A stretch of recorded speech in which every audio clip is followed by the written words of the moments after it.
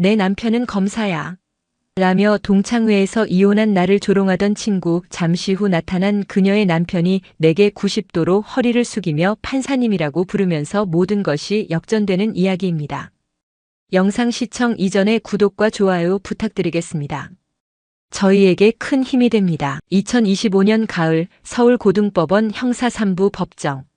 숨막히는 정적이 무겁게 가라앉아 있었다. 방청석을 가득 메운 기자들의 카메라 셔터 소리마저 잠시 멈춘 순간 법대 가장 높은 곳에 앉은 재판장 강세연 부장판사의 입이 열렸다. 피고인 이상훈, 징역 15년. 피고인 최진석, 징역 12년. 배심원단의 유죄 평결을 존중하며 재판부는 피고인들이 사회적 지위를 이용하여 저지른 죄질이 극히 불량하고 피해자들에게 회복할 수 없는 고통을 안겨주었으면 반성의 기미가 보이지 않는 점 등을 고려하여 위와 같이 선고한다. 단호하고 흔들림 없는 목소리였다. 그 목소리는 법정에 모인 모두의 뇌리에 망치처럼 박혔다. 대한민국을 떠들썩하게 했던 사모펀드 비리 사건의 주범들에게 내려진 예상보다 무거운 판결의 법정은 잠시 술렁였다. 피고인석에서 터져나온 고함과 욕설에도 세연의 표정은 미동조차 없었다. 법복 아래 감춰진 그녀의 세계는 오직 법리와 증거 그리고 인간에 대한 깊은 고뇌로만 이루어져 있는 듯했다. 재판이 끝나고 텅 빈 법정, 세연은 잠시 자리에 앉아 눈을 감았다. 판사봉을 쥔 손에 힘이 들어갔다. 정의라는 이름의 칼을 휘두르는 자의 무게. 그 칼날이 향하는 곳의 아픔과 그 칼을 쥔 자의 고독을 그녀는 매일같이 온몸으로 감당하고 있었다. 판사실로 돌아온 그녀를 기다리고 있는 것은 산더미 같은 서류와 한 통의 모바일 메시지였다. 낙원중학교 3학년 2반 동창회에 초대합니다. 순간 세연의 시간이 28년 전으로 역행했다. 낙원중학교. 이름과 달리 단 한 번도 낙원이었던 적 없는 지옥의 다른 이름이었다. 메시지를 보낸 이의 이름은 윤서아. 그 이름을 보는 순간 잊었다고 생각했던 심장의 흉터가 날카롭게 점여왔다. 세연은 의자 깊숙이 몸을 묻었다. 창밖으로 보이는 서울의 화려한 스카이라인이 아득하게만 느껴졌다. 지금 그녀가 선 곳은 누구도 무시할 수 없는 자리. 수많은 이들이 선망하고 어떤 이들은 두려워하는 권위의 정점이었다. 하지만 윤서아라는 세 글자는 그 모든 것을 한순간에 무너뜨리고 그녀를 28년 전 냄새나는 반지하 단칸방의 소녀로 되돌려 놓기에 충분했다. 1997년 서울의 변두리. 여름이면 빗물이 벽을 타고 흘러 곰팡내가 진동하고 겨울이면 외풍의 입김이 서리던 반지하 단칸방. 그곳이 세연의 세상이었다. 공사장에서 막노동을 하던 아버지는 세연이 7살 때 추락사고로 세상을 떠났다. 그 후 파출부 일을 하며 홀로 세연을 키우는 어머니의 손은 늘 거칠고 부르텄다. 가난은 냄새로 먼저 기억된다. 눅눅한 시멘트 냄새와 곰팡이 냄새, 그리고 가끔은 제대로 씻지 못해 몸에 배어버린 퀴퀴한 냄새. 세연은 그 냄새를 지우기 위해 매일 아침 찬물에 머리를 감고 어머니가 아껴 쓰는 비누를 몰래 묻혀 옷깃을 닦아냈지만 소용없었다. 낙원중학교에서 그녀의 별명은 반지하 걸레였다. 그 중심에는 늘 윤서아가 있었다. 부유한 사업가의 딸이었던 서아는 반에서 가장 예쁘고 가장 영향력 있는 아이였다. 그리고 가장 잔인한 아이였다. 서아는 세연의 모든 것을 경멸했다. 철진한 무늬의 낡은 티셔츠, 물 빠진 청바지, 그리고 상표도 없는 시장표 운동화까지. 서아에게 세연은 존재 자체가 놀림감이었다. 야, 강세연. 너한테서 곰팡이 냄새 나는 거 알아? 내 몸에서 나는 거야, 집에서 나는 거야? 복도를 지날 때면 서아의 목소리가 등 뒤에 비수처럼 꽂혔다. 아이들의 낄낄거리는 웃음소리가 사방에서 그녀를 포위했다. 세연은 아무 말도 하지 못했다. 그저 고개를 숙이고 입술을 깨물고 발걸음을 재촉하는 것만이 그녀가 할 수 있는 유일한 방어였다. 그날의 기억은 특히 선명했다. 전교생이 모인 체육대회 날이었다. 어머니가 큰맘 먹고 사주신 그러나 누가 봐도 짝퉁인 운동화를 신고 달리기 시합에 나섰다. 출발선에 섰을 때 옆 레인에 있던 서아가 보란듯이 혀를 차며 말했다. 어머, 저 운동화 좀 봐. 나이스가 아니라 나이키거든. 짝퉁 신으면 발 안 썩니? 아이들의 비웃음이 터져나왔다. 총성이 울리고 세연은 이를 악물고 달렸다. 서아를 이기고 싶었다. 가난해도 짝퉁 운동화를 신었어도 잘 달릴 수 있다는 것을 보여주고 싶었다. 코너를 돌 때였다. 바로 뒤에서 달리던 서아의 발이 세연의 발목을 정확히 걸었다. 악! 세연은 그대로 고꾸라졌다. 운동장 흙바닥에 얼굴이 쓸리며 화끈한 통증이 밀려왔다. 무릎에서는 피가 흘렀다. 넘어진 세연을 지나쳐 다른 아이들이 결승선을 통과했다. 서아는 1등으로 들어와 친구들의 환호를 받았다. 일으켜주는 사람은 아무도 없었다. 담임 선생님마저 강세연, 또 너냐? 칠칠 맞지 못하게. 얼른 양호실 가봐. 라며 귀찮다는 듯 말할 뿐이었다. 절뚝거리며 혼자 찾아간 양호실. 소독약보다 더 쓰라린 것은 마음의 상처였다. 창밖으로 보이는 서아와 친구들의 웃음소리가 이명처럼 귓가를 맴돌았다. 그날 세연은 울지 않았다. 대신 핏물이 밴 주먹을 꽉 쥐었다. 반드시 성공할 거야. 누구도 나를 무시하지 못하는 사람이 될 거야. 너희들이 감히 쳐다보지도 못할 곳까지 올라갈 거야. 그 맹세는 28년간 그녀를 지탱해온 동력이자 스스로를 채찍질하는 형벌이었다. 독하게 공부했고 최고의 대학 법학과에 수석으로 입학했다. 사법고시마저 단번에 패스했다. 판사로 임용되던 날 어머니는 그녀의 손을 잡고 아무 말 없이 눈물만 흘렸다. 결혼도 했다. 동기 연수 때 만난 검사 출신 변호사였다. 모두가 부러워하는 한 쌍이었다. 하지만 삶은 동화가 아니었다. 치열하게 자신의 세계를 구축해온 세연과 가부장적이고 권위적인 남편의 세계는 끝없이 충돌했다. 남편은 법복을 벗은 세연을 자신의 아내라는 틀 안에 가두려 했다. 당신은 판사이기 전에 내 아내고 우리 집안의 며느리야. 언제까지 그렇게 독불장군처럼 살 건데? 그는 세연의 아픔을 이해하지 못했고 그녀의 치열함을 존중하지 않았다. 결국 3년 전 두 사람은 각자의 길을 가기로 했다. 아이는 없었다. 세간의 수군거림이 없었던 것은 아니다. 성격이 얼마나 드세면 판사가 이혼을 당하냐는 소리도 들려왔다. 하지만 세연은 괜찮았다. 불행한 결혼 생활을 유지하는 것보다 혼자서 온전히 자신의 삶을 책임지는 것이 훨씬 덜 고통스러웠다. 다시 현재 세연은 스마트폰 화면의 참석 버튼을 가만히 내려다보았다. 그동안은 외면했다. 동창회 따위에 나갈 시간도 마음의 여유도 없었다. 하지만 이번엔 달랐다. 윤서아라는 이름이 그녀를 정면으로 불러 세우고 있었다. 이것은 도망쳐온 과거와의 대면이자 스스로에 대한 시험이었다. 잿더미 속에서 피어난 불꽃이 얼마나 뜨겁고 밝게 타오르는지 이제는 보여줄 때가 되었다. 그래, 가자.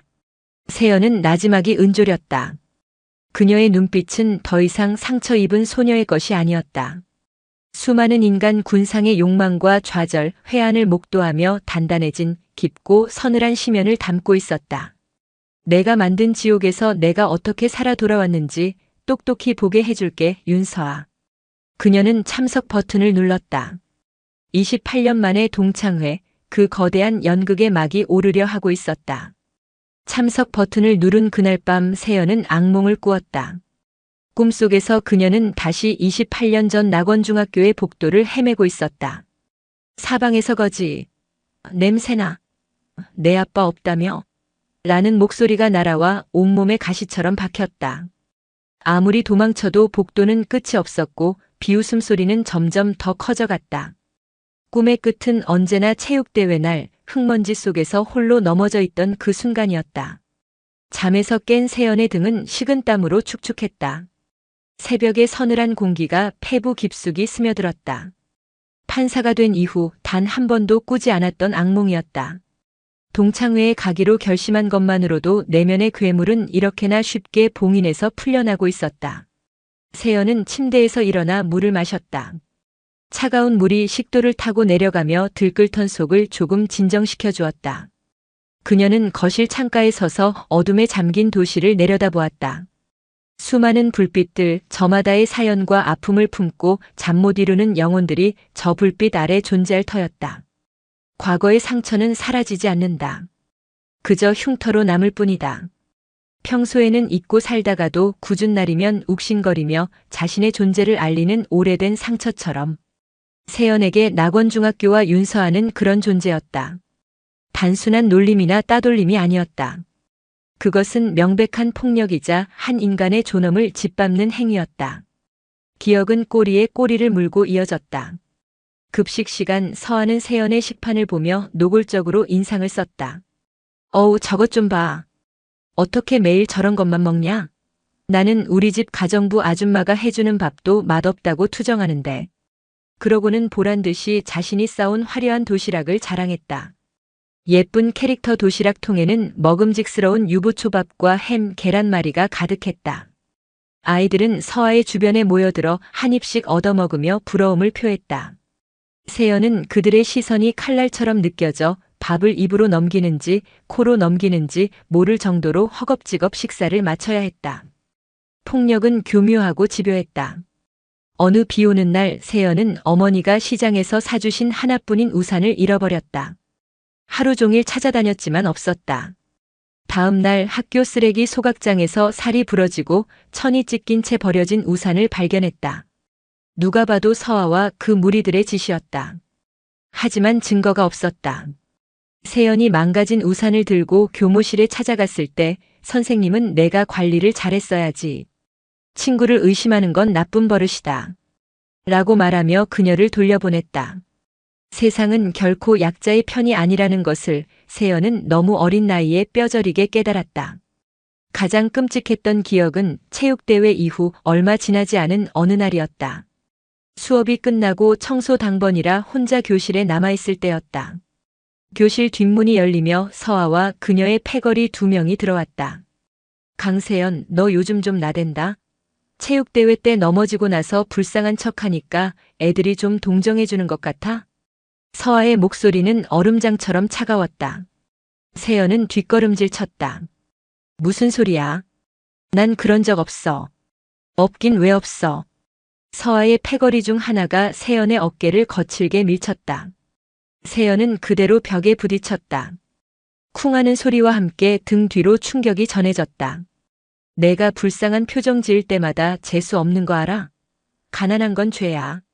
부모 잘못 만난 죄. 그러니까 너 같은 애들은 조용히 짜져 있어야지.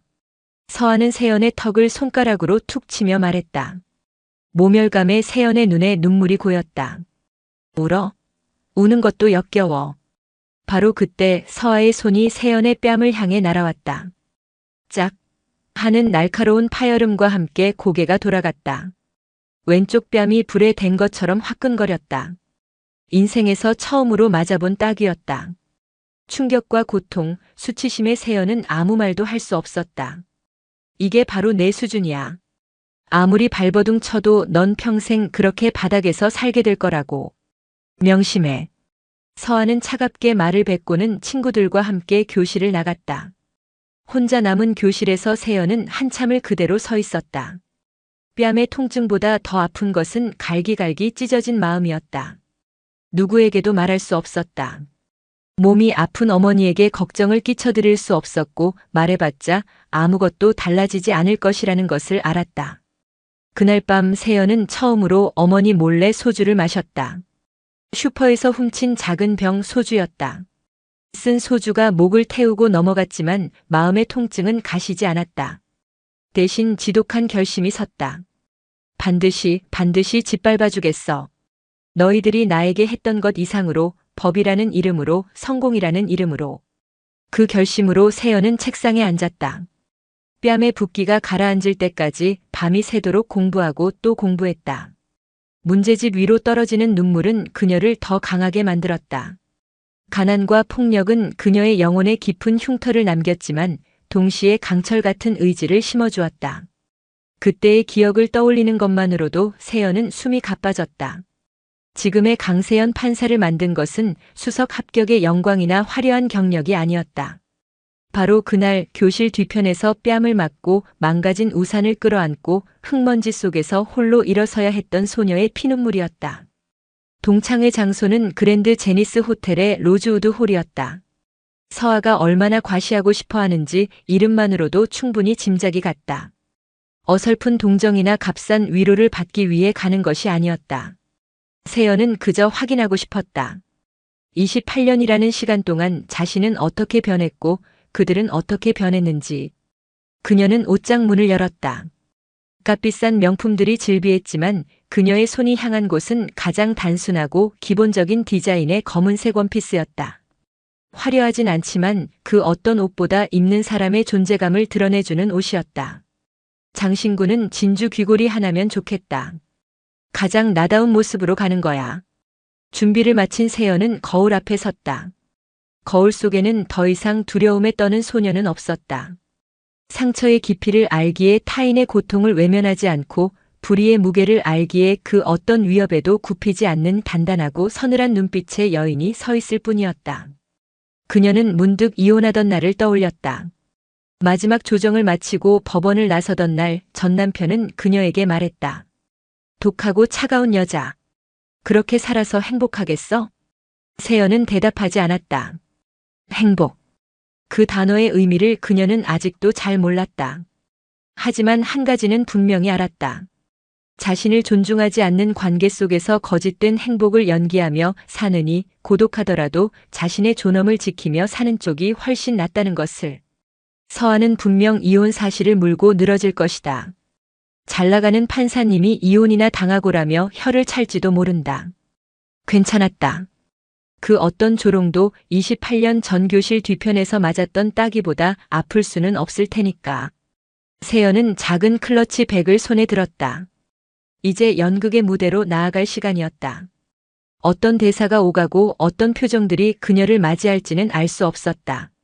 하지만 한 가지는 확실했다. 오늘 이 연극의 주인공은 바로 그녀 강세연이었다. 그리고 결말은 그녀가 직접 쓸 것이었다. 그랜드 제니스 호텔의 로비는 금빛과 대리석으로 화려하게 빛나고 있었다. 거대한 샹들리에 아래 값비싼 향수 냄새와 나직한 웃음소리, 와인잔이 부딪히는 맑은 소리가 뒤섞여 현실감 없는 풍경을 자아냈다.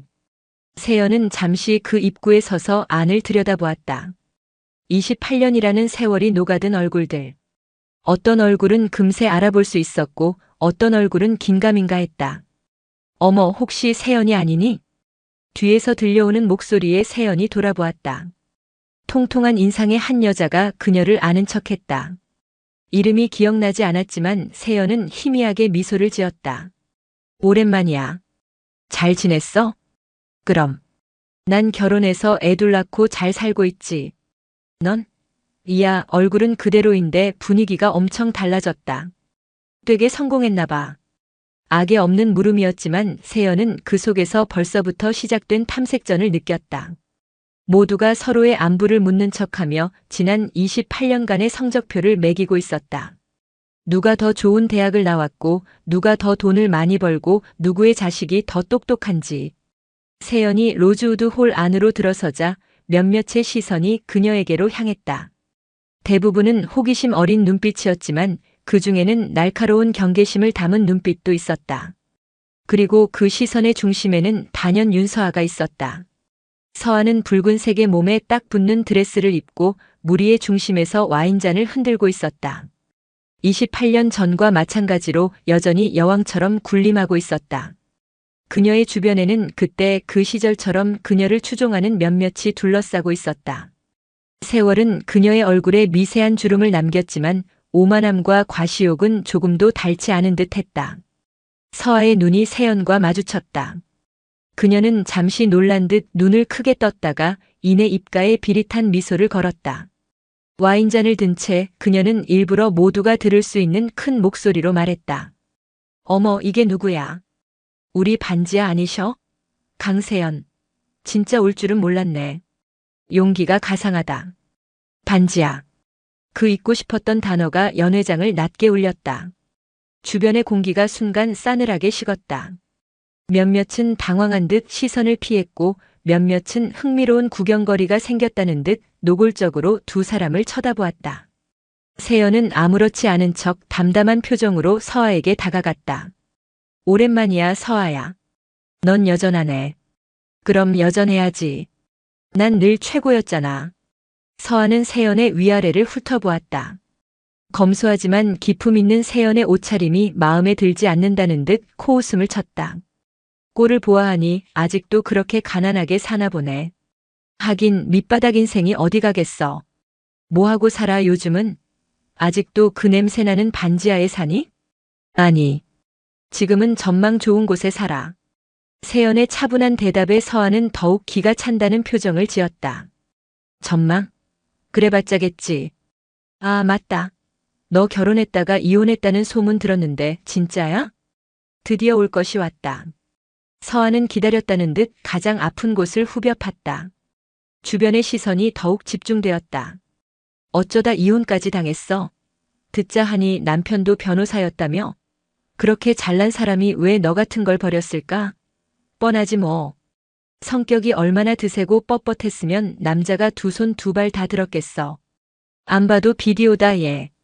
서아의 말 한마디 한마디는 날카로운 칼날이 되어 세연을 향했다.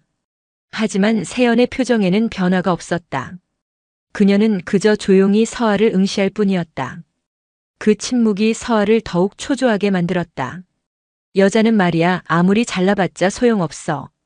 좋은 남자 만나서 안정적인 가정을 꾸리는 게 최고야. 나처럼. 서아는 의기양양하게 자신의 손가락에 끼워진 커다란 다이아몬드 반지를 흔들어 보였다. 우리 남편이 어떤 사람인 줄 알아? 서울중앙지검 특수부 검사야. 박민준 검사. 뉴스에도 자주 나온다고. 얼마나 능력 있고 가정적인지 몰라. 당신 같은 여자들은 평생 만나볼 수도 없는 그런 남자. 자부심으로 가득 찬 서아의 목소리가 울려 퍼졌다. 몇몇 친구들은 우와 대단하다. 서아는 남편 복도 많네. 라며 부러움 섞인 아부를 했다. 서아는 그 반응을 만끽하며 승리자의 미소를 지었다. 그녀에게 세연은 이미 완벽하게 패배한 과거의 유물일 뿐이었다. 넌 혼자 왔니? 어떡하니 이 좋은 날. 짝도 없이 외로워서. 서아의 조롱이 정점에 달했을 때였다. 바로 그 순간 연회장 문이 열리며 한 남자가 들어섰다. 훤칠한 키에 잘 다려진 슈트를 입은 누가 봐도 반듯하고 기품 있어 보이는 남자였다. 몇몇이 그를 알아보고 수군거렸다. 저 사람 박민준 검사 아니야? 맞네, 서아 남편. 남자는 두리번거리며 누군가를 찾는 듯 했다. 이내 서아를 발견하고는 그쪽으로 걸어왔다. 서아는 남편의 등장에 어깨를 으쓱하며 세연을 향해 더욱 의기양양한 표정을 지었다. 여보, 여긴 어쩐 일이야? 남편 박민준 검사는 서아의 무릎에 가볍게 고개를 끄덕이고는 그녀의 옆에 서 있는 세연을 보았다. 그리고 다음 순간 모두의 눈을 의심하게 하는 광경이 펼쳐졌다. 박민준 검사의 얼굴이 하얗게 질리더니 이내 당혹감과 경외감이 뒤섞인 표정으로 변했다. 그는 잠시 숨을 고르는가 싶더니 세연을 향해 90도로 허리를 깊이 숙였다. 강세연 부장님, 여기는 어쩐 일이십니까? 극도로 정중하고 긴장감마저 서린 목소리였다. 연 회장의 모든 소음이 거짓말처럼 멎었다. 와인잔을 들고 있던 사람, 대화를 나누던 사람, 심지어 숨을 쉬던 사람까지 모두가 그 자리에 얼어붙었다. 부장님? 그 단어가 연 회장을 유령처럼 떠돌았다. 특히 윤서아의 얼굴은 방금 전까지의 오만함과 조롱은 온데간데 없이 믿을 수 없다는 경악과 충격으로 일그러져 있었다. 그녀는 남편과 세연을 번갈아 쳐다보며 제대로 된 문장조차 만들지 못한 채 더듬거렸다. 여보. 이게 무슨. 부장님이라니? 당신이 이 여자를 어떻게 해? 박민준 검사는 아내의 말을 들은 채도 하지 않고 여전히 고개를 숙인 채 쩔쩔매며 말했다. 지난번 재판 때 인사드렸던 서울중앙지검 박민준입니다. 오늘 부장님께서 동창회에 오신다는 말씀은 전해 듣지 못했습니다. 제가 미처 몰라 뵙고 결례를. 그의 말은 세연을 향한 것이었지만 그 자리에 있는 모든 이들에게 하나의 사실을 명백하게 각인시켜 주었다. 강세연이 판사라고. 그것도 부장판사? 세연은 여전히 담담한 표정으로 굳어버린 서아와 당황한 박민준 검사를 번갈아 보았다. 그리고는 나지막이 하지만 모두가 들을 수 있는 목소리로 말했다. 괜찮습니다, 박 검사님. 여긴 법정이 아니니까요. 그리고 우린 동창이잖아요. 그 순간 28년 만에 역전된 둘의 관계가 그 어떤 웅변보다도 선명하게 드러났다. 장미처럼 화려하게 자신을 과시하던 윤서아의 발밑에 그녀가 그토록 경멸했던 강세연이라는 이름의 날카로운 가시가 서늘하게 빛나고 있었다.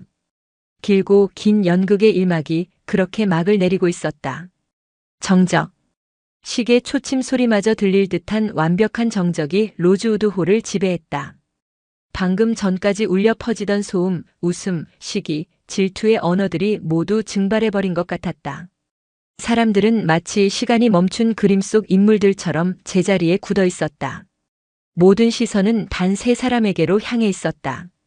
90도로 허리를 숙인 채 식은땀을 흘리는 서울중앙지검 특수부 검사 박민준, 그리고 그의 앞에 담담히 서 있는 검은 원피스의 강세연, 마지막으로 이 모든 상황을 이해할 수 없다는 듯 파랗게 질린 얼굴의 윤서아.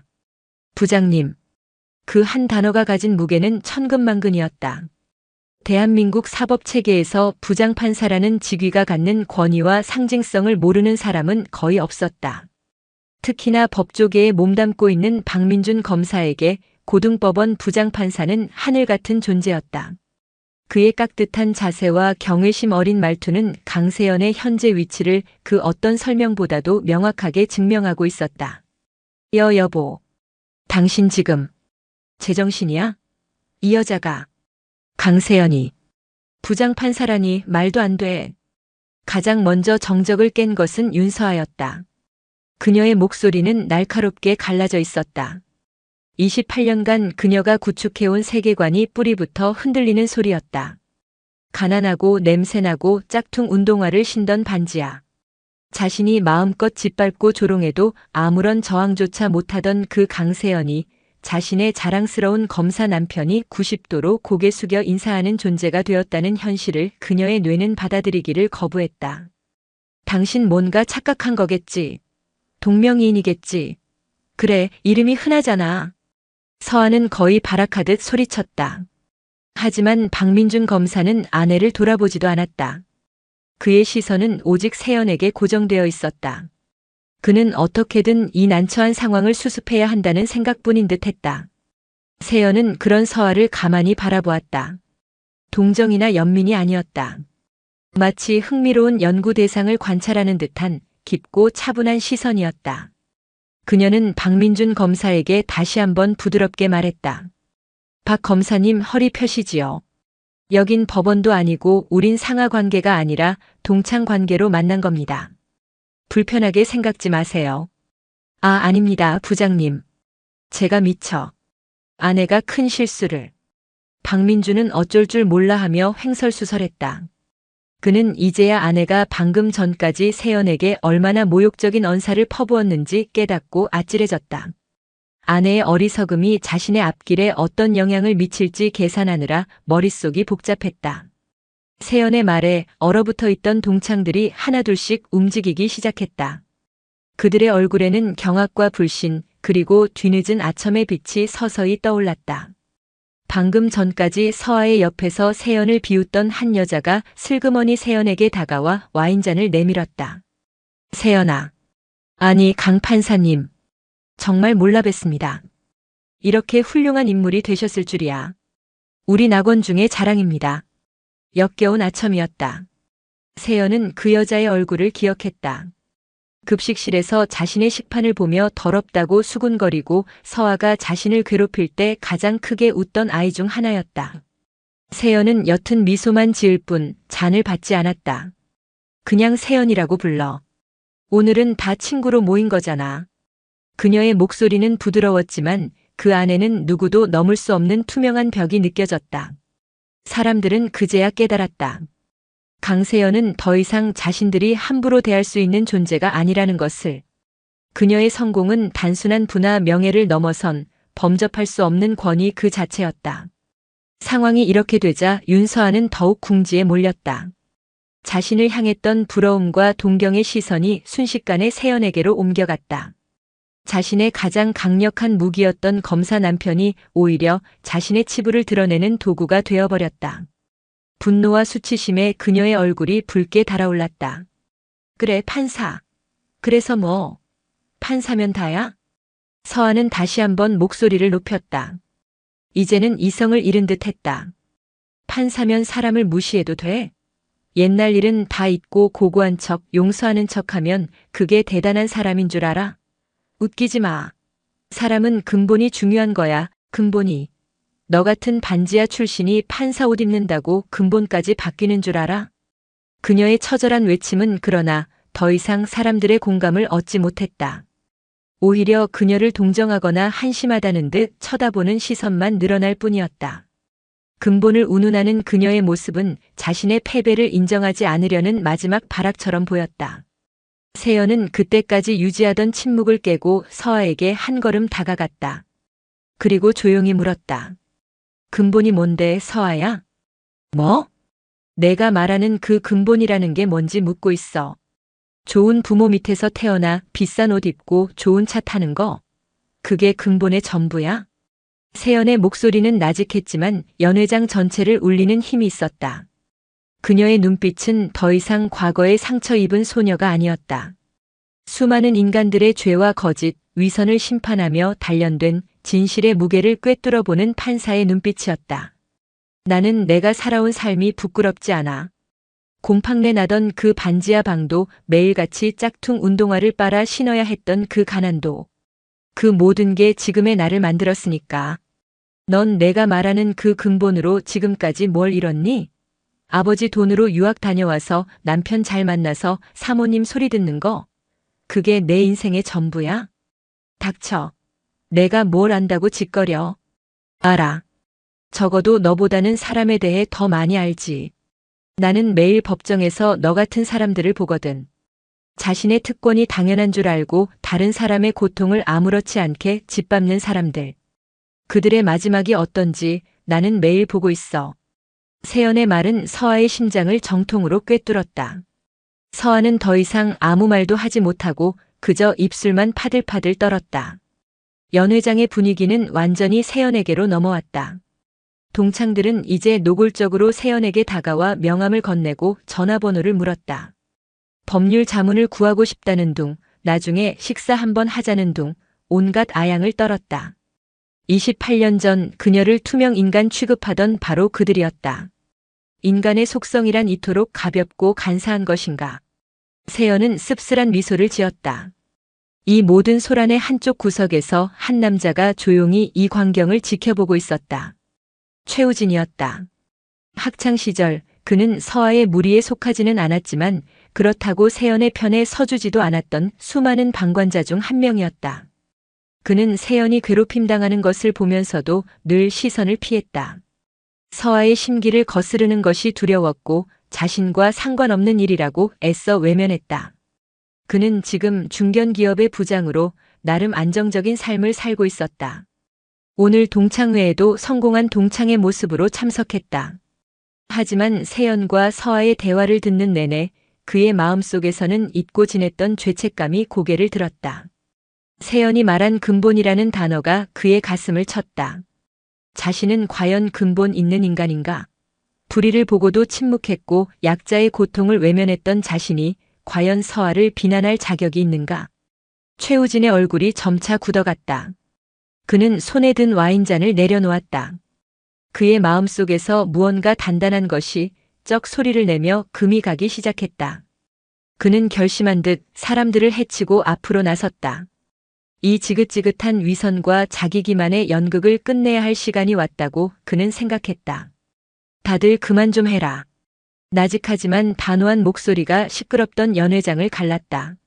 사람들의 시선이 목소리가 난 쪽으로 향했다. 최우진이었다. 그의 얼굴은 창백했지만 눈빛만은 결연했다. 윤서아는 자신을 편들어줄 구원군이라도 나타난 듯 우진을 쳐다보았고 세연에게 아첨하던 이들은 불청객의 등장에 못마땅한 표정을 지었다. 세연만이 무표정하게 그를 응시했다. 최우진은 사람들의 시선을 하나하나 마주하며 천천히 입을 열었다. 역겹지 않냐, 우리들? 그의 첫마디는 모두에게 던지는 질문이었다. 28년 전 여기서 강세연에게 눈길 한 번 주지 않던 인간들이 이제 와서 부장판사님이라고 알랑거리는 셔. 윤서아, 넌 또 어떻고? 그때나 지금이나 돈이랑 권력 없으면 사람 취급도 안 하는 건 여전하네. 근데 정말 역겨운 건 너희들만이 아니야. 바로 나야. 우진은 자조적인 미소를 지으며 말을 이었다. 그의 목소리는 조금씩 떨리고 있었지만 그 안에는 진실의 힘이 담겨 있었다. 나는 너희처럼 세연이를 직접 괴롭히진 않았어. 하지만 난 방관했지. 서아가 세연이 뺨을 때리고 우산을 부러뜨리고 반지하 거지라고 놀릴 때 난 전부 보고 있었어. 그러면서도 아무 말도 하지 않았지. 왜? 나한테 피해가 올까봐. 서아한테 찍히면 나도 귀찮아질까봐.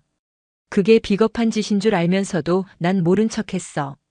우진의 고백에 연 회장은 다시 한번 침묵에 휩싸였다. 이번의 침묵은 이전의 경악과는 다른 무겁고 불편한 성질의 것이었다. 그의 말은 그 자리에 있는 모두의 과거를 애써 외면하고 있던 비겁함을 정면으로 끄집어내고 있었다. 졸업하고 나서 나도 나름 열심히 살았어. 좋은 대학 가고 대기업에 취직해서 넥타이 메고 다니면 성공한 건 줄 알았지. 나도 너희들처럼 돈이 최고고 힘이 전부라고 생각했어. 그래서 5년 전에 회사를 때려치우고 IT 스타트업을 차렸지. 돈벼락 한번 맞아보고 싶어서. 그는 잠시 말을 멈추고 숨을 골랐다. 그의 눈시울이 붉어지고 있었다. 처음엔 잘 됐어. 투자도 받고 언론에도 나오고. 강남에 번듯한 사무실도 얻었지. 외제차도 뽑고 명품 시계도 차고 다녔어. 그때 난 내가 세상의 왕이라도 된 줄 알았다. 옛날 친구들 만나면 일부러 돈 없는 애들 무시하고 내가 얼마나 잘났는지 자랑하기 바빴지. 마치 오늘 이 자리에 윤서아처럼. 그의 시선이 잠시 서아에게 머물렀다. 서아는 고개를 푹 숙인 채 아무런 반응도 보이지 않았다. 그런데 딱 2년 가더라. 거품은 순식간에 꺼졌어. 믿었던 동업자는 투자금 들고 해외로 날랐고 기술은 경쟁사에 밀려서 시장에서 퇴출당했지. 사무실도 차도 시계도 다 팔고. 지금은 수억 원대 빚만 남았다. 아내랑은 이혼 소송 중이고. 충격적인 고백이었다. 겉으로 보기엔 멀쩡한 대기업 부장인 줄 알았던 그의 처참한 현실에 사람들은 할 말을 잃었다. 바닥까지 떨어지고 나니까 그제야 보이더라. 내가 얼마나 오만하고 어리석었는지. 그리고 내가 얼마나 많은 사람들에게 상처를 줬는지. 특히 세연이 너한테. 난 평생 그 빚을 갚지 못할 거야. 우진은 마침내 세연을 정면으로 바라보았다. 그의 눈에서는 참아왔던 눈물이 흘러내렸다. 세연아, 정말 미안하다. 너무 늦었지만 정말 미안해. 그때 내가 조금만 더 용기를 냈더라면, 내 손을 한 번이라도 잡아줬더라면 넌 그렇게까지 외롭지는 않았을 텐데. 정말 미안하다. 그의 진심 어린 사과는 서아의 히스테릭한 변명과는 차원이 다른 울림을 가지고 있었다. 그것은 한 인간이 자신의 삶을 온전히 반성하며 내뱉는 처절한 고백이었다. 그 순간 연 회장의 분위기가 완전히 바뀌었다. 위선과 과시의 가면이 벗겨지고 그 아래 감춰져 있던 각자의 상처와 회한이 드러나기 시작했다. 우진의 고백을 시작으로 다른 한 친구가 어렵게 입을 열었다. 나도 할 말이 있어. 난 사업은 아니지만 주식으로 전 재산을 날렸어. 남들이 다 부러워하는 전문직 남편 만나서 편하게 사는 줄 알았는데 실은 매일 돈 때문에 지옥 속에서 살고 있어. 눈물을 훔치며 말하는 그녀의 모습에 다른 몇몇 친구들의 눈시울도 붉어졌다. 성공한 줄만 알았던 친구들의 감춰진 이면, 화려한 살 뒤에 숨겨진 고통들이 하나둘씩 수면 위로 떠올랐다. 이혼의 아픔, 자식의 문제, 병든 부모님. 모두가 각자의 십자가를 지고 힘겹게 살아가고 있었다. 세연은 이 모든 것을 조용히 지켜보고 있었다. 그녀는 우진에게 다가가 그의 어깨를 가만히 두드려 주었다. 괜찮아, 우진아. 그녀의 목소리는 법정에서의 단호함과는 다른 깊은 온기를 담고 있었다. 늦었다고 생각할 때가 가장 빠른 때야. 내가 오늘 용기 내서 해준 그 고백이 어쩌면 여기 있는 우리 모두를 구원한 건지도 몰라. 세연의 말은 심판이 아닌 위로였다. 용서가 아닌 공감이었다. 그녀는 자신의 성공을 과시하기 위해 온 것이 아니었다. 그녀는 그저 과거의 아픔을 정면으로 마주하고 그 아픔을 통해 얻은 성숙함으로 다른 이들의 아픔을 보듬어 안고 있었다. 사람들은 더 이상 그녀를 부장판사라는 권위로 보지 않았다. 자신들과 똑같이 아파했고 그 아픔을 딛고 일어선 한 인간으로 바라보기 시작했다. 이 모든 광경을 지켜보던 윤서아는 이제 완전히 고립되었다. 그녀가 믿었던 돈과 권력, 배경이라는 가치는 진솔한 고백과 눈물 앞에서 산산조각 나버렸다. 그녀의 주변에는 아무도 없었다. 남편 박민준마저 창피함에 고개를 돌리고 있었다. 그녀는 텅 빈 섬처럼 그 자리에 홀로 남겨졌다. 그녀의 화려한 붉은 드레스가 그 순간만큼은 처량하게 보였다. 최우진의 고백과 강세연의 위로가 만들어낸 기묘한 온기는 연회장을 천천히 감쌌다. 사람들은 더 이상 서로의 사회적 지위나 재산을 좇지 않았다. 대신 서로의 얼굴에 드리워진 삶의 그늘을 애써 감춰왔던 상처를 보기 시작했다. 마치 오랫동안 닫혀있던 창문이 열리며 탁한 공기가 빠져나가고 신선한 바람이 들어오는 것 같았다. 하지만 그 따뜻한 기류 속에서도 윤서아는 여전히 얼어붙은 섬처럼 홀로 서 있었다. 그녀의 세계는 무너져 내렸다. 자신이 유일한 가치라고 믿었던 것들이 한순간에 휴지 조각처럼 구겨졌다. 친구들의 눈물 어린 고백은 그녀에게 공감이 아닌 혼란을 주었다. 실패와 아픔을 드러내는 것이 어떻게 위로가 될 수 있는지 그녀는 이해할 수 없었다. 그녀에게 그것은 오직 패배와 수치의 상징일 뿐이었다. 남편 박민준이 그녀의 팔을 잡아 끌며 속삭였다. 여보, 그만 가자. 제발. 여기서 더 있다간. 그는 자신의 체면과 평판이 깎이는 것을 견딜 수 없었다.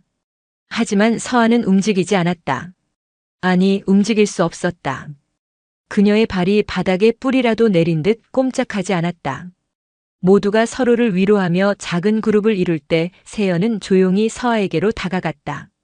사람들의 시선이 다시 두 사람에게로 모였다. 세연이 어떤 승리의 선언을 혹은 마지막 일격을 날릴 것이라고 예상하는 사람도 있었다. 그러나 세연은 그저 서아의 앞에 서서 아무 말 없이 그녀를 바라보았다. 그 시선에는 경멸도 승리감도 없었다. 그저 깊이를 알 수 없는 연민과 이해가 담겨 있을 뿐이었다. 한참의 침묵 끝에 세연이 입을 열었다. 서아야. 그 부름에 서아의 어깨가 움찔 떨렸다. 너 정말 행복하니? 그 질문은 망치처럼 서아의 심장을 내리쳤다. 행복. 단 한 번도 스스로에게 진지하게 던져보지 않았던 질문이었다. 그녀는 늘 행복해 보이기 위해 살았다. 더 좋은 옷, 더 비싼 가방, 더 능력 있는 남편. 그것이 행복의 증거라고 믿었다. 하지만 그것들이 정말 그녀를 행복하게 해주었는가? 남편의 성공을 자랑할 때의 우월감, 친구들의 부러움을 살 때의 쾌감. 그 짧은 순간들을 제외하면 그녀의 삶은 늘 불안과 공허함으로 가득 차 있었다. 남들에게 뒤처질지 모른다는 불안, 자신의 가치가 언제든 추락할 수 있다는 공포. 그럼 나보고 어쩌라고. 마침내 서아의 입에서 울음 섞인 절규가 터져 나왔다. 오랫동안 억눌러왔던 감정의 댐이 무너져 내렸다. 내가 뭘 그렇게 잘못했는데. 다들 그렇게 살잖아. 더 많이 가진 사람이 이기는 세상이잖아. 나만 그랬어? 다들 속으로는 그렇게 생각하면서. 왜 나한테만 그래? 그것은 자기 방어이자 세상에 대한 원망이었다. 그녀는 자신의 잘못을 인정하는 법을 배우지 못했다. 언제나 부모의 돈과 배경이 그녀를 보호하는 울타리가 되어 주었기 때문이었다. 세연은 격하게 소리치는 서아를 그저 바라보았다. 그리고는 한 걸음 더 다가가 그녀의 떨리는 어깨에 손을 얹었다. 그래, 세상이 그렇다고 치자. 더 많이 가진 사람이 이기는 세상. 하지만 서아야, 넌 이겨서 뭘 얻었지? 진정한 친구 하나 없이 내 옆에는 내 돈과 배경을 보고 모여든 사람들 뿐이잖아. 남편마저 널 사랑해서가 아니라 내 아버지의 재력이 필요해서 결혼한 거 정말 몰랐어? 세연의 마지막 말은 잔인할 정도로 날카로웠지만 그것은 서아 자신도 어렴풋이 알고 있던 그러나 애써 외면해왔던 진실이었다. 박민준 검사의 얼굴이 하얗게 굳었다. 아니야. 서아는 고개를 저으며 부정했지만 그녀의 눈에서는 뜨거운 눈물이 쉴 새 없이 흘러내렸다. 화려한 화장이 눈물에 번져 흉하게 얼룩졌다. 그녀가 쌓아 올린 견고한 성벽이 마침내 완벽하게 무너져 내렸다. 미안해. 마침내 그녀의 입에서 진심 어린 사과의 말이 터져 나왔다. 세연아. 내가 정말 미안해. 어렸을 때 내가 너한테 했던 짓들. 정말 미안해. 서아는 어린아이처럼 주저앉아 통곡하기 시작했다. 28년간 묵혀두었던 죄책감과 후회, 그리고 자신의 삶에 대한 깊은 회한이 뒤섞인 울음이었다. 그 모습을 보는 동창들의 마음도 무겁게 가라앉았다. 서아의 통곡은 비단 그녀 혼자만의 것이 아니었다. 그것은 불의에 침묵하고 약자를 외면하고 속물적인 성공만을 쫓아온 그들 모두의 자화상과도 같았다. 한참의 시간이 흐른 후 울음이 잦아든 서아를 몇몇 여자 동창들이 부축해 일으켰다. 세연은 그런 그녀에게 손수건을 건넸다. 서아는 차마 세연의 얼굴을 쳐다보지 못하고 손수건을 받아들었다. 무겁고 어색한 침묵을 깬 것은 다시 세연이었다. 우리 그냥 이렇게 흩어지지 말자. 모두의 시선이 그녀에게로 향했다. 오늘 이렇게 28년 만에 만나서 서로의 상처를 확인하고 또 부끄러운 모습도 다 보였잖아. 이게 그냥 하룻밤의 해프닝으로 끝나는 건 너무 아깝지 않아? 세연은 연회장을 둘러보며 말을 이었다. 우리 각자 가진 걸로 아주 작은 거라도 좋으니까 세상을 위해서 좋은 일을 함께 해보는 건 어떨까? 거창한 거 말고 우리가 할 수 있는 걸로. 그녀의 제안은 너무나 뜻밖이어서 모두들 잠시 어리둥절한 표정을 지었다. 예를 들면 서아 너는 미대 나왔잖아. 내 재능으로 가정 형편이 어려운 아이들에게 미술 치료 봉사를 해줄 수 있을 거야.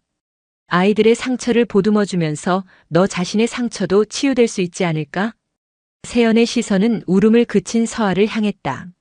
서아는 놀란 눈으로 세연을 바라보았다. 자신을 용서하고 새로운 길을 제시해주는 그녀의 모습에 서아는 또다시 눈물이 핑 돌았다. 그리고 최우진 너는 비록 실패했지만 사업 경험이 풍부하잖아. 이제 막 장사를 시작해서 어려움을 겪는 소상공인들에게 무료로 경영 컨설팅을 해줄 수 있을 거야. 내 실패 경험이 그들에겐 큰 자산이 될 수 있어. 우진은 고개를 끄덕였다. 그의 얼굴에 희미한 희망의 빛이 서렸다. 여기 금융권에 있는 친구는 서민들을 위한 금융 상담을, 이미지 메이킹 컨설턴트는 취업준비생들을 위한 면접 코칭을, 출판사에 있는 친구는 소외계층 아이들에게 책을 나눠주는 운동을 할 수도 있겠지. 세연의 말에 동창들의 얼굴에 하나둘씩 생기가 돌기 시작했다. 패배감과 죄책감에 휩싸여 있던 그들의 눈에 새로운 목표와 의미가 부여되고 있었다. 그것은 돈이나 명예를 위한 것이 아닌 타인과 연대하고 사회에 기여하는 삶의 방식이었다. 우리 그렇게 한 달에 한 번이라도 모여서 함께 봉사하고 서로의 삶을 나누는 진짜 동창이 되어보는 건 어떨까? 세연의 마지막 제안에 잠시 침묵이 흘렀다. 이내 누군가 먼저 박수를 치기 시작했다. 그 박수는 곧 연회장 전체로 퍼져나갔다. 그것은 갈등과 반목, 위선으로 가득 찼던 동창회가 진정한 화해와 새로운 시작을 알리는 희망의 서곡이었다. 동창회가 끝나고 일주일이 지났다. 그날의 폭풍 같던 감정들은 가라앉고 저마다의 일상으로 돌아간 뒤였다. 강세연은 여전히 새벽같이 일어나 산더미 같은 사건 기록에 파묻혔고 다른 동창들 역시 각자의 삶의 무게를 짊어지고 아침을 맞이했다. 그날의 일은 그저 하룻밤의 꿈 혹은 악몽처럼 흩어져 버릴 수도 있었다. 하지만 강세연은 그렇게 두지 않았다. 그녀는 낙원중 3학년 2반이라는 이름으로 단체 채팅방을 만들었다. 그날 동창회에 참석했던 모든 이들을 초대했다. 안녕하세요, 강세연입니다. 그날 이야기했던 저희들의 새로운 시작을 위해 첫 모임을 가지려고 합니다. 세연의 메시지에 채팅방은 잠시 술렁였다. 몇몇은 긍정적인 반응을 보였지만 어색한 침묵을 지키는 이들이 더 많았다. 그날의 감정적인 동요 속에서 동의하긴 했지만 막상 현실로 돌아오니 봉사활동이라는 것이 거창하고 낯설게 느껴졌을 것이다. 특히 윤서아는 채팅방에 초대된 이후 아무런 말이 없었다. 첫 모임 장소는 그랜드 제니스 호텔이 아닌 허름한 동네의 작은 커뮤니티 센터 회의실이었다. 세연이 일부러 정한 장소였다. 화려한 샹들리에와 와인잔 대신 낡은 테이블과 믹스커피가 놓인 곳. 그곳에서부터 그들의 첫걸음은 시작되어야 했다. 약속한 토요일 오후 회의실에 모인 인원은 생각보다 적었다. 전체 동창의 3분의 1 정도. 대부분은 그날 자신의 아픔을 고백했던 이들이거나 세연의 제안에 깊이 공감했던 몇몇이었다. 최우진은 약속 시간보다 먼저 와서 회의실을 정리하고 있었다. 그의 얼굴에는 이전의 패배감 대신 새로운 일을 시작하는 사람 특유의 긴장과 설렘이 서려 있었다. 모임이 시작될 무렵 회의실 문이 조심스럽게 열렸다. 모두의 시선이 그곳으로 향했다. 윤서아였다. 그녀는 화려한 드레스와 명품 가방 대신 단정한 면바지에 스웨터를 입고 있었다. 짙은 화장을 지운 얼굴은 낯설었지만 한편으로는 더 편안해 보였다. 그녀는 주저하며 들어서더니 가장 구석진 자리에 조용히 앉았다. 그녀가 온 것만으로도 모임의 분위기는 달라졌다. 자, 그럼 시작해볼까요? 세연은 준비해온 자료를 펼쳤다. 그녀는 판사가 아닌 따뜻한 리더의 모습이었다. 우리가 할 수 있는 일들을 구체적으로 정해봤으면 합니다. 거창할 필요 없어요. 우리가 가장 잘할 수 있는 것, 우리의 마음이 향하는 곳에 작은 도움을 주는 것부터 시작하면 됩니다. 처음에는 다들 어색해하며 선뜻 나서지 못했다. 그때 최우진이 먼저 입을 열었다. 저는 소상공인 컨설팅을 하고 싶습니다. 제가 사업을 말아먹은 경험이 있으니 적어도 이렇게 하면 망한다는 건 확실하게 알려줄 수 있을 겁니다. 그의 자주 섞인 말에 가벼운 웃음이 터져나왔다. 어색했던 공기가 한결 부드러워졌다. 그의 말에 용기를 얻은 듯 다른 이들도 하나둘씩 자신의 아이디어를 내놓았다. 금융사 직원은 보이스피싱 예방 교육을, 이미지 컨설턴트는 다문화 가정 여성들을 위한 스타일링 클래스를, 출판사 직원은 도서 기부 캠페인을 제안했다. 모두의 시선이 자연스럽게 윤서아에게로 향했다. 그녀는 고개를 숙인 채 손톱만 만지작거리고 있었다. 세연이 부드럽게 물었다. 서아야, 너는 어때? 미술 치료 해볼 생각 있어? 서아는 한참을 망설이다 모기만 한 목소리로 대답했다. 제가 할 수 있을까요? 사람들은 다 저를 손가락질할 텐데. 그녀의 목소리에는 깊은 두려움이 담겨 있었다. 오만함의 갑옷을 벗어던진 그녀는 상처받기 쉬운 여린 속살을 드러내고 있었다. 괜찮아. 처음부터 잘하는 사람은 없어. 우리 모두가 함께 할 거잖아. 세연의 격려에 서아는 마침내 고개를 끄덕였다. 그녀의 눈에 다시 한번 눈물이 고였다. 하지만 이번 눈물은 후회나 수치심이 아닌 새로운 시작에 대한 두려움과 희망이 뒤섞인 것이었다. 그렇게 그들의 봉사단체 디딤돌이 첫 발을 내디뎠다. 이름은 최우진이 제안했다. 누군가의 삶에 작은 디딤돌이 되어주자는 의미였다. 첫 활동은 험난했다. 윤서아는 세연의 주선으로 한부모 가정 아이들을 위한 주말 미술 교실을 맡게 되었다. 그녀는 의욕이 앞선 나머지 최고급 수입 물감과 스케치북을 잔뜩 사들고 갔다. 하지만 아이들은 그녀가 내민 비싼 재료보다 그녀의 어색하고 권위적인 태도를 먼저 느꼈다. 아이들은 그녀를 부자 아줌마라고 부르며 경계했고 좀처럼 마음을 열지 않았다. 특히 부모의 방임으로 말을 잃은 7살 소녀 민지는 서아의 눈도 마주치지 않고 교실 구석에만 앉아 있었다. 서아는 당황했다. 돈과 좋은 물건이면 모든 것이 해결될 거라 믿었던 그녀의 방식은 이곳에서 전혀 통하지 않았다. 최우진의 상황도 만만치 않았다. 그는 폐업 직전에 작은 칼국수 가게를 컨설팅하게 되었다. 그는 자신의 실패 경험을 바탕으로 원가 절감, 메뉴 단순화, 배달 앱 활용 등 다양한 해결책을 제시했다. 하지만 수십 년간 자신의 방식만을 고집해 온 완고한 성격의 주인 할머니는 그의 말을 듣기는커녕 애송이가 뭘 안다고 훈수질이야 라며 소금을 뿌리기까지 했다. 첫날 우진은 할머니의 가게에서 쫓겨나다시피 나와야 했다. 모두가 각자의 자리에서 서툰 첫걸음을 떼고 있었다. 실패와 거절의 연속이었다. 하지만 이상하게도 그들은 포기하지 않았다. 동창회 날 밤 서로의 상처를 확인하고 공유했던 그 기억이 그들을 단단하게 붙잡아주고 있었다. 한편 강세연은 새로운 사건을 배당받았다. 국내 굴지의 대기업 은성그룹이 추진하는 대규모 복합 쇼핑몰 건설과 관련된 소송이었다. 쇼핑몰 부지에 포함된 오래된 전통시장의 상인들이 은성그룹의 일방적인 보상안과 강제 철거 시도에 맞서 소송을 제기한 것이었다. 은성그룹 측 변호인단은 국내 최고의 로펌 광장이었다. 막강한 자본과 권력을 등에 업은 대기업과 생존권을 지키려는 영세 상인들의 싸움. 모두가 결과를 예측하는 계란으로 바위치기 같은 싸움이었다. 세연은 수천 페이지에 달하는 기록을 넘기며 밤을 새웠다. 법리적으로는 은성그룹의 주장이 더 타당해 보였다. 하지만 기록 너머에 있는 상인들의 땀과 눈물, 시장 골목골목에 서린 그들의 삶의 역사가 세연의 마음을 무겁게 짓눌렀다. 첫 봉사활동이 끝난 주말 저녁, 디딤돌 회원들은 허름한 분식집에 모였다. 서아는 아이들에게 외면당한 이야기를, 우지는 할머니에게 소금 세례를 받은 이야기를 털어놓으며 씁쓸하게 웃었다. 그러나 그들의 표정은 어둡지만은 않았다. 그래도 민지가 오늘은 제 옆에 와서 1분 정도 앉아 있었어요. 아무 말도 안 했지만 할머니가 쫓아내시면서 그래도 국수는 한 그릇 먹고 가라고 하시더라고요. 엄청 짜서 다 남겼지만 그들은 떡볶이와 순대를 나눠 먹으며 서로의 서툰 실패담을 위로하고 격려했다. 그랜드 제니스 호텔의 화려한 뷔페보다 함께 나눠 먹는 떡볶이가 훨씬 더 맛있고 따뜻하게 느껴졌다. 세연은 지친 얼굴로 그들의 모습을 바라보며 희미하게 미소 지었다.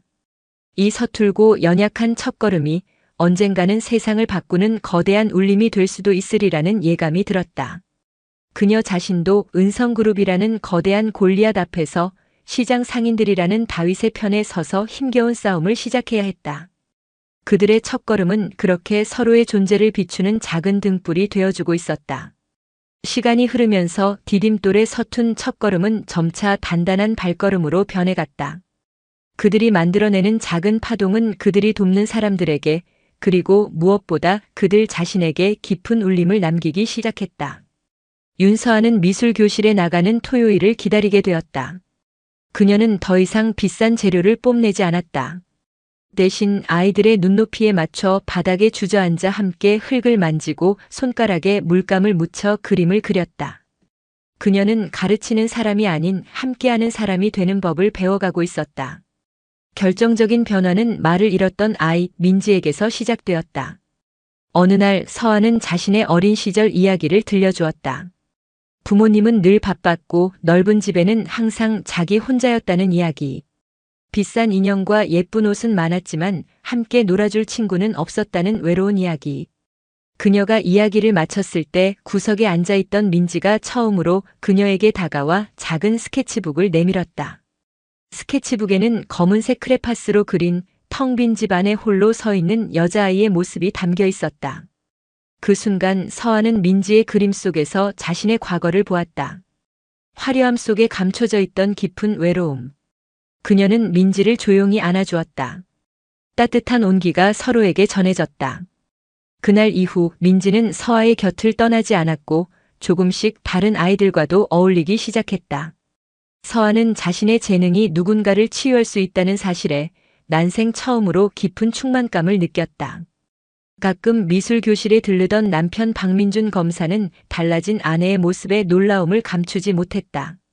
늘 명품과 자기과시로 자신을 포장하던 아내가 아이들의 콧물을 닦아주고 맨바닥에 앉아 웃는 모습을 그는 이해할 수 없었다. 하지만 그 모습이 그 어떤 때보다 평온하고 행복해 보인다는 사실은 부정할 수 없었다. 부부 사이의 얼음장 같던 벽에 아주 작은 균열이 생기기 시작했다. 최우진은 칼국수 가게 할머니의 마음을 얻기 위해 매일 가게에 출근 도장을 찍었다. 그는 컨설팅을 하는 대신 묵묵히 가게의 허드렛 일을 도왔다. 설거지를 하고 테이블을 닦고 밀가루 반죽을 나르며 할머니의 신뢰를 얻어갔다. 그러던 어느 날 그는 할머니가 새벽마다 혼자 무거운 멸치 박스를 나르다 허리를 삐끗하는 것을 보게 되었다. 그는 자신의 실패한 사업 경험을 살려 온라인으로 최상급 멸치를 더 저렴한 가격에 정기 배송받을 수 있는 업체를 찾아내 계약까지 맞춰주었다. 그제야 할머니는 우진에게 마음을 열었다. 내 놈도 고생 많이 했구나. 할머니는 자신의 비법이 담긴 칼국수 육수를 내는 법을 그에게 전수해 주었고 우진의 아이디어를 받아들여 젊은 층을 겨냥한 얼큰 칼국수라는 신메뉴를 개발했다. 신메뉴는 SNS에서 입소문을 타기 시작했고 가게에는 젊은 손님들의 발길이 이어졌다. 우진은 월급을 받을 때보다 더 큰 보람을 느꼈다. 텅 비어있던 그의 자존감이 따뜻한 칼국수 국물처럼 채워지고 있었다. 다른 친구들의 활동에도 의미 있는 변화들이 일어났다. 금융사 직원은 한 할머니가 평생 모은 돈을 보이스피싱 사기단으로부터 지켜냈고 이미지 컨설턴트의 도움을 받은 다문화 가정 여성은 자신감을 얻어 작은 카페를 창업했다. 그들의 작은 선행은 나비 효과처럼 퍼져나가 주변을 긍정적인 에너지로 물들였다. 그 사이 강세연 판사의 재판은 점점 더 힘겨워지고 있었다. 은성그룹은 막강한 변호인단을 내세워 시장 상인들을 압박했다. 상인들이 불법으로 가게를 점거하고 있으며 도시 발전을 저해하는 이기적인 집단이라는 여론을 만들어냈다. 재판 과정에서 상인 측 증인들이 갑자기 진술을 번복하는 일도 벌어졌다. 은성그룹의 회유와 협박이 있었음이 분명했지만 심증만 있을 뿐 물증이 없었다. 세연은 매일 밤늦게까지 법정 기록과 씨름했다. 그녀는 주말이면 법복을 벗고 평범한 옷차림으로 논란이 되고 있는 시장을 찾았다. 상인들과 함께 국밥을 먹고 그들의 거친 손을 잡으며 수십 년간 시장을 지켜온 그들의 이야기를 들었다. 그곳에는 단순히 물건을 파는 상인들만 있는 것이 아니었다. 3대째 이어온 떡집, 가난한 학생들의 허기를 채워주던 분식집, 없는 사람에게는 외상도 마다하지 않던 야채 가게. 시장은 그들의 삶의 터전이자 지역 공동체의 심장과도 같은 곳이었다. 재판이 막바지로 치달을수록 세연은 극심한 스트레스에 시달렸다. 그녀의 얼굴은 눈에 띄게 수척해졌다. 한 달에 한 번 열리는 디딤돌 모임날, 친구들은 그런 세연의 모습을 금세 알아차렸다. 그날 그들은 봉사활동 보고 대신 모두 세연의 이야기를 들어주었다. 힘들지, 세연아? 최우진이 따뜻한 차를 건네며 물었다. 세연은 잠시 말을 잇지 못하고 고개만 끄덕였다. 그녀의 강인한 모습 뒤에 숨겨진 연약함을 본 친구들은 저마다의 방식으로 그녀를 위로했다. 가장 놀라운 것은 윤서아의 반응이었다. 그녀는 조용히 세연의 옆으로 다가와 그녀의 손을 가만히 잡았다. 너라면 잘 해낼 수 있을 거야. 넌 옛날부터 그랬으니까. 그녀의 목소리에는 어떠한 가식이나 계산도 없었다. 그저 친구의 아픔에 공감하는 진심만이 담겨 있었다. 세연은 자신을 바라보는 서아의 맑아진 눈빛에서 28년 만에 처음으로 진정한 화해의 감정을 느꼈다.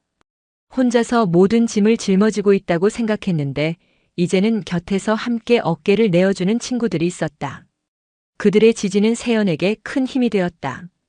그녀는 다시 일어설 용기를 얻었다. 재판의 결심 공판일이 정해졌다. 디딤돌 친구들은 모두 연차를 내고 그날 법정에 가기로 약속했다. 세연의 싸움이 더 이상 그녀 혼자만의 싸움이 아니라는 것을 보여주기 위해서였다. 그들의 마음이 모여 만들어낸 울림은 이제 법정이라는 가장 치열한 공간에서 가장 큰 목소리를 낼 준비를 하고 있었다.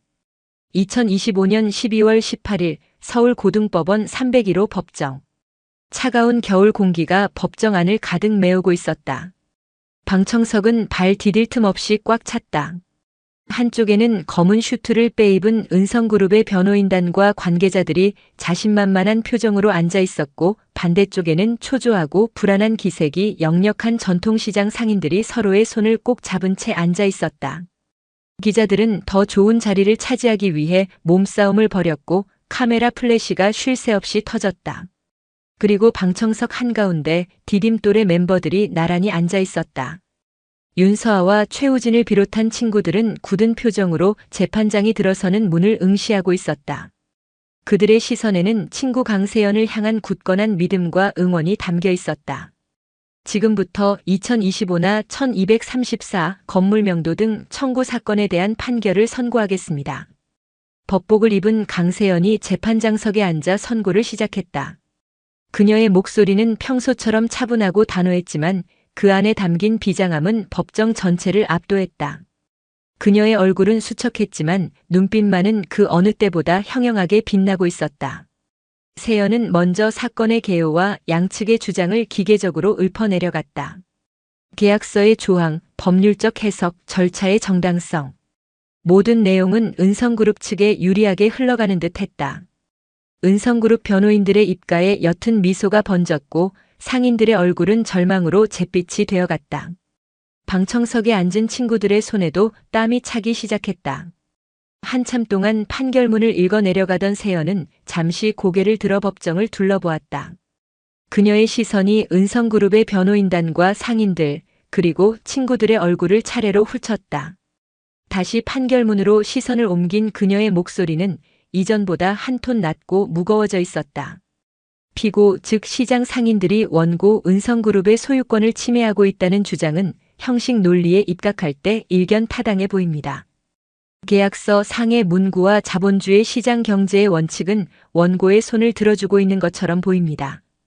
여기까지가 모두가 예상했던 판결의 방향이었다.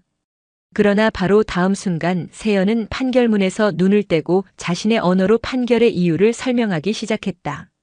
그러나 그 한마디에 법정의 공기가 바뀌었다. 그러나 법은 단지 종이 위에 박제된 조문들의 집합이 아닙니다. 법의 진정한 정신은 그 조문들 사이에 숨 쉬고 있는 공동체의 가치를 보호하고 거대한 힘 앞에 선 사회적 약자의 목소리에 귀를 기울이는 데 있습니다. 본 재판부는 이 사건을 단순한 부동산 명도 소송이 아닌 한 시대의 역사와 문화, 그리고 수많은 사람들의 삶의 터전이 걸린 문제로 판단하였습니다. 은성그룹 변호인단의 얼굴에서 미소가 사라졌다. 원고 은성그룹은 개발 과정에서 효율성과 이익 극대화만을 추구하였을 뿐 해당 부지가 지난 60년간 지역 공동체의 구심점 역할을 해왔다는 역사적, 문화적 가치를 완전히 무시했습니다. 또한 상인들과의 협상 과정에서 동등한 위치가 아닌 우월적 지위를 이용하여 일방적인 통보와 회유, 압박을 가한 정황이 여러 증거를 통해 확인되었습니다. 이는 우리 헌법이 보장하는 절차적 정의와 신의성실의 원칙을 심각하게 위반한 것입니다. 세연은 시장을 직접 방문하여 상인들과 나눴던 대화, 그들의 삶의 흔적들을 떠올렸다. 그녀의 목소리에는 법률가로서의 냉철함과 더불어 인간에 대한 깊은 이해와 연민이 실려 있었다. 도시의 발전은 필요합니다. 그러나 그 발전이 누구를 위한 발전인지 우리는 물어야 합니다. 소수의 사람들을 그들의 삶의 터전에서 내쫓고 그들의 역사를 지워버린 위에 세워지는 화려한 건물은 그저 거대한 흉물에 지나지 않습니다. 진정한 발전이란 과거와 현재가 공존하고 공동체의 모든 구성원이 함께 그 혜택을 누리는 것이어야 합니다. 마침내 그녀는 판결의 주문을 읽기 시작했다. 이에 본 재판부는 다음과 같이 판결합니다. 하나, 원고 은성그룹의 청구를 기각한다. 와! 상인들 쪽에서 거대한 함성과 함께 울음이 터져나왔다. 서로를 부둥켜 안고 오열하며 기쁨을 나눴다. 은성그룹 관계자들은 망연자실한 표정으로 자리에 굳어 있었다. 기자들의 카메라 플래시가 미친 듯이 터져나왔다. 둘, 원고 은성그룹과 피고 시장 상인들은 관할 구청의 중재하에 상생협의체를 구성하여 시장의 역사적 가치를 보존하고 상인들의 생존권을 보장하는 새로운 개발 계획을 3개월 이내에 재수립할 것을 명한다. 그것은 단순히 한쪽의 손을 들어주는 판결이 아니었다. 모두가 함께 살 길을 찾으라는 지혜롭고 현명한 판결이었다. 판결이 끝나고 재판장을 떠나는 세연의 뒷모습을 보며 디딤돌 친구들은 모두 자리에서 일어나 박수를 쳤다. 그들의 눈에는 눈물과 함께 친구에 대한 무한한 존경과 자부심이 가득했다. 그들은 오늘 법복을 입은 강세연이 아닌 정의의 무게를 온몸으로 감당해낸 한 위대한 인간의 모습을 목격했다. 법원 밖은 아수라장이었다. 상인들은 세연의 차를 둘러싸고 판사님 고맙습니다. 평생 은혜 잊지 않겠습니다. 라며 연신 허리를 숙였다. 세연은 차창을 내리고 그들에게 담담히 고개를 숙여 화답했다. 그 모습을 조금 떨어진 곳에서 지켜보던 친구들. 최우진이 굳은 결심을 한 듯 입을 열었다. 이걸로 끝이 아니야. 상인들은 이제부터가 진짜 시작일 거야. 거대 기업이랑 협상하는 게 얼마나 힘든 일인데. 우리가 우리가 저들을 더 도와줘야 해. 그의 말에 다른 친구들도 모두 고개를 끄덕였다. 법정에서의 감동은 이제 새로운 연대와 실천을 향한 결의로 바뀌고 있었다. 그들은 더 이상 방관자가 아니었다. 세상의 불의에 맞서 기꺼이 함께 짐을 짊어질 준비가 된 진정한 디딤돌이었다. 강세연의 판결은 사회에 큰 파장을 일으켰다. 골리앗을 이긴 다윗, 자본의 논리에 제동을 건 용기 있는 판결이라는 제목의 기사들이 연일 신문 지면을 장식했다. 세간의 스포트라이트가 세연에게 쏟아졌지만 그녀는 이전과 다름없이 묵묵히 자신의 자리를 지켰다.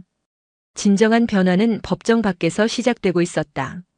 판결 한 달 후 디딤돌 친구들은 다시 커뮤니티 센터에 모였다.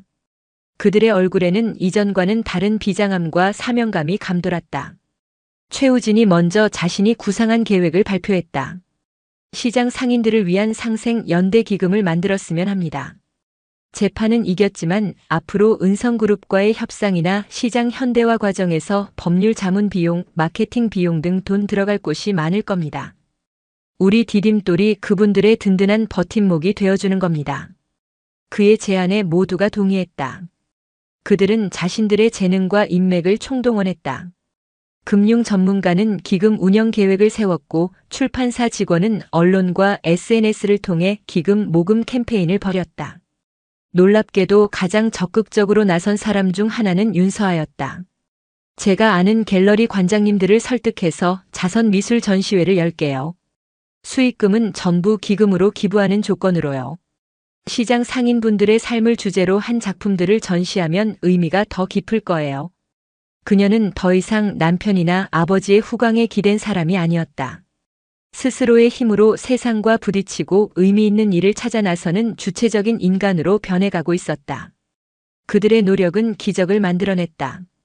자선 전시회는 대성공을 거두었고 캠페인을 통해 수많은 시민들의 후원금이 모였다. 상생 연대 기금은 상인들이 은성그룹과의 협상에서 대등한 목소리를 낼 수 있는 든든한 실탄이 되어주었다. 친구들은 단순한 자금 지원에 그치지 않았다. 그들은 직접 시장으로 뛰어들었다.